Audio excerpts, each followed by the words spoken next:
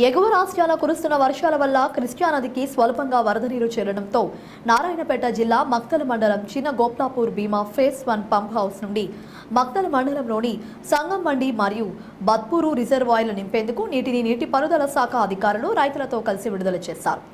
Makthal MLA Vakiti Srihari కాగా బుత్పూరు సంగంబండి రిజర్వాయర్లో పూర్తి స్థాయిలో నీటిని నింపి మక్తల్ నియోజకవర్గంలోని మక్తల్, మగనూరు, నర్వ మండలాలలో పంట పొలాలకు 2 పంటలకు సాగునీరు అందించాలని స్థానిక రైతులు కోరారు.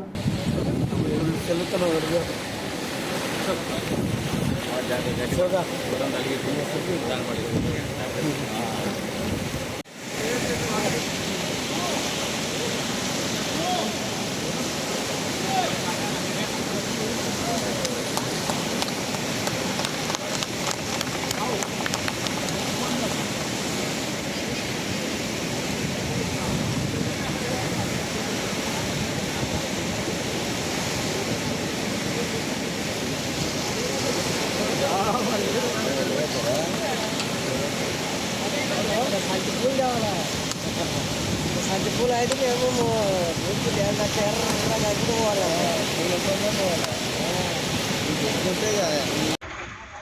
ఇక్కడ నుంచి సెకండ్ దాంట్లో వస్తుంది.